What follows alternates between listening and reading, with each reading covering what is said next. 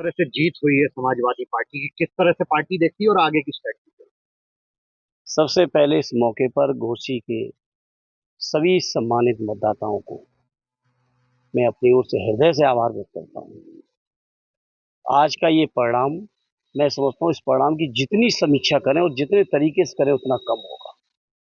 जहां ये परिणाम उन धोखेबाज नेताओं के लिए भी सबक है जो जनता के बीच किसी दल से जाते हैं और उस दल की अगर सरकार नहीं बन पाती तो सरकार के लालच में पार्टियां छोड़ के दूसरे दलों में जाने की कोशिश करते हैं और सोच लेते हैं कि जनता फिर से मोहर लगा देगी।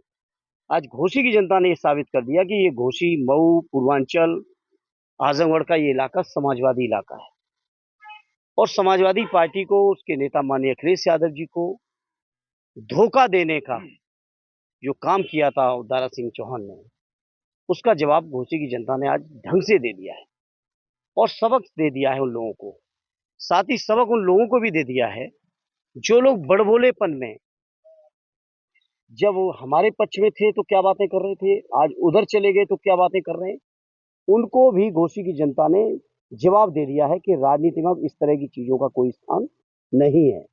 जवाब इस बात को भी दिया है आज घोसी की जनता ने, जो लोग उत्तर प्रदेश की सरकार, जो बेईमानी से बनाई हुई सरकार थी, बेईमानी से बनाई हुई सरकार की दम पर जो घमंड में चूर थे, आज जनता ने साबित कर दिया कि लोकतंत्र में सबसे बड़ी ताकत अगर कहीं है तो जनता के बीच है।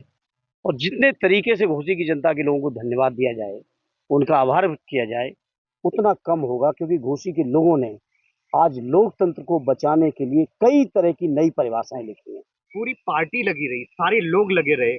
एक तरफ जहां शिवपाल यादव बड़ा तेजी से पूरी चुनाव भर में रहे, तो किस तरह से आप देखते हैं चाचा का रोल इस पूरे चुनाव में? निश्चित तौर पे बहुत महत्वपूर्ण रोल रहा। लगातार वो रहे, वोटिंग के दिन तक रहे, आज भी काउंटिंग में पहुंचे हैं।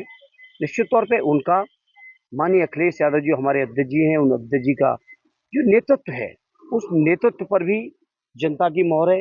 आदरणीय चाचा जी से लेके हमारे उम्मीदवार सुधाकर जी और वहाँ के पूर्वांचल के जो भी साथी हैं जो लगे थे इस चुनाव में, अभी सभी। शिवपाल जी से बात हो रही थी, उनका ये कहना था कि जिस तरह से मुझे लग रहा था मैं अपना चुनाव लड़ रहा हूँ। रात के 3-3 बजे स्वाभाविक तक है, गाना। पार्टी है और पार्टी का चुनाव ऐसे ही होता है। और जब ऐसे ही होता है तो उसका परिणाम भी कुछ ऐसा ही होता है जो आज है। आज सफाई में जश्न किस तरह से रहेगा? नहीं, जश्न है, बहुत खुशी है, घोसी जनता को नमन है, क्योंकि मौका दिया है एक लोगों तरह ने। से सेमीफाइनल था, अब 2024 चुनाव सामने है, क्या तैयारी रहेगी पार्टी निश्चित की? तौर पे मुझे यकीन है, जिस तरह से देश के अंदर बहुत बड़ी चुनौतियां हैं, लोकतंत्र को खत्म करने के नित नए षड्यंत्र हैं, उन तमाम षड्यंत्रों को जवाब जहां घोसी ने शुरुआत की है, वहीं पूरे उत्तर प्रदेश की जनता देगी। और जिस उत्तर प्रदेश से लगातार 2 बार मोदी जी प्रधानमंत्री बने हैं, वही उत्तर प्रदेश की जनता मोदी जी से निराश है, बीजेपी की सरकार से निराश है, लोकतंत्र के प्रति इनकी जो दुर्भावना है उससे निराश है, महंगाई से निराश है, बेरोजगारी से निराश है, किसानों की अलग समस्याएं हैं, समाज का कोई वर्ग नहीं बचा। अगर सरकारी कर्मचारियों की बात करो, उनकी अलग समस्याएं हैं, व्यापारियों की अलग समस्याएं हैं, वकील पीटे जा रहे हैं, महिलाओं का रेप हो रहे हैं।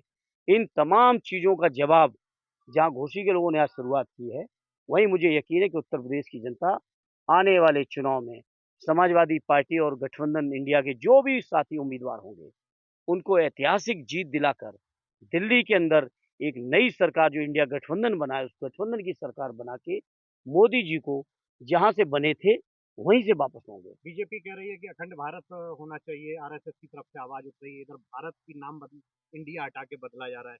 किस तरह से पार्टी देखते हैं आप? बीजेपी के लोग बहुत कुछ कह रहे हैं। क्या 9 साल में चीन से कोई जमीन खाली करा पाई?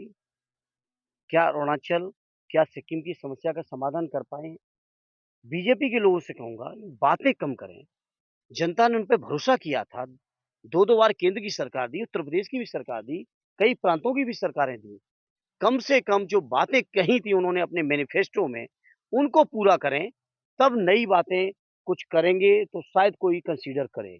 अन्यथा देश के जनमानस में आज ये भावना बैठ चुकी है। देश के जनमानस को आज ये यकीन हो चुका है कि बीजेपी के बाहर केवल चुनावी जुमले हैं। आज बीजेपी के लोग क्यों नहीं बातें कर रहे महंगाई की मार की? आज बीजेपी के लोग बेरोजगारी की बात क्यों नहीं कर रहे हैं? आज बीजेपी के लोग इस बात को क्यों नहीं कर रहे हैं कि देश की नहीं बिकने दूंगा, जो नारे उन्होंने दिए थे?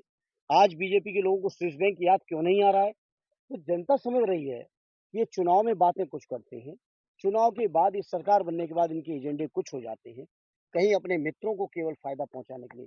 जो बीजेपी कहती थी देश नहीं बिकने दूँगा, आज 2-4 घरानों को पूरा देश बेच के दे रहे हैं।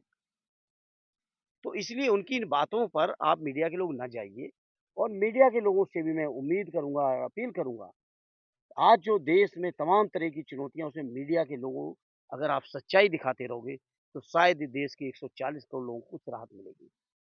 बहुत-बहुत